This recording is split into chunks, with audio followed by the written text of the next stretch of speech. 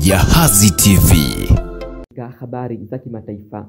Hii ni Jahazi TV, nami ni Abdulhamid Isa. Makubaliano ya kusitisha mkwamo wa huduma za serikali yaafikiwa. Maseneti nchini Marekani wamekubaliana kusitisha mkwamo wa huduma za serikali ambao umeendelea kwa siku 40 baada ya kukabiliana kupitisha bajeti ya kuruhusu shughuli za kawaida kurejea.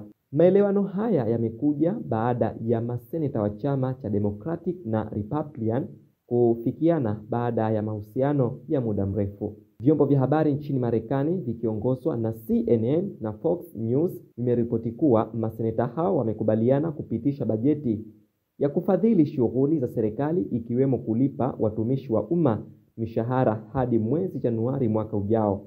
Aidha, ripoti zimesema maseneta 4 wa chama cha Democratic wataunga mkono bajeti ya Rais Donald Trump kutoka kwenye chama cha Republican ambacho kina idadi kubwa ya wawakilishi kwenye bunge hilo. Sintofahamu kati ya vyama hivyo viwili imesababisha huduma za serikali kukwama, ikiwemo kusitishwa kwa safari za ndege wiki iliyopita. Maseneta wa chama cha Democratic tangu mwezi Oktoba walikataa kupitisha bajeti kama shindikizo kwa Rais Donald Trump kuongeza ruzuku ili kuendelea kufadhili kwa mpango wa afya kwa wote. Na huko Sudan, RSF yatuhumiwa kuficha ushahidi wa mauaji ya halaiki Darfur. Mtandao wa madaktari nchini Sudan umeshutumu kundi la wapiganaji wa RSF kwa kujaribu kuficha ushahidi wa mauaji ya halaiki katika jimbo la Darfur kwa kuchoma miili au kuzika miili ya watu waliouawa katika makaburi ya pamoja. Mtandao wa madaktari wa Sudan umesema siku ya Jumapili kwamba wapiganaji hao wamekuwa wakikusanya mamia ya miili kwenye barabara mji wa Fashir jimboni Darfur Magharibi tangu wadhibiti mji huo Oktoba 29. Mtandao wa madaktari wa Sudan umesema siku ya Jumapili kwamba wapiganaji hao wamekuwa wakikusanya mamia ya miili kwenye barabara za mji wa Al-Fashir jimboni Darfur Magharibi tangu wadhibiti mji huo Oktoba 29.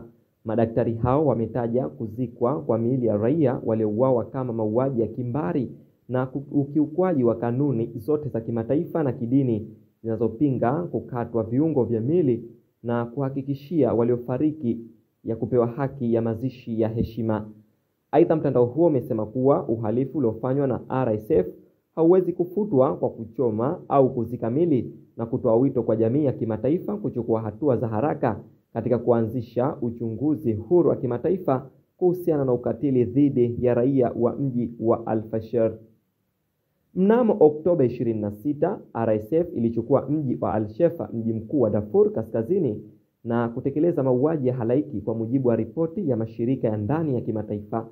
Vita nchini Sudan vilianza Aprili 2023 kati ya jeshi la RSF vimesababisha vifo vya maelfu ya watu, huku mamilioni ya watu wakisalia wakimbizi wa ndani na nje ya taifa hayo. Ni hayo tu katika anga za kimataifa. Mimi ni Abdulhamid Isa na hii ni Jahazi Online TV. Jahazi TV.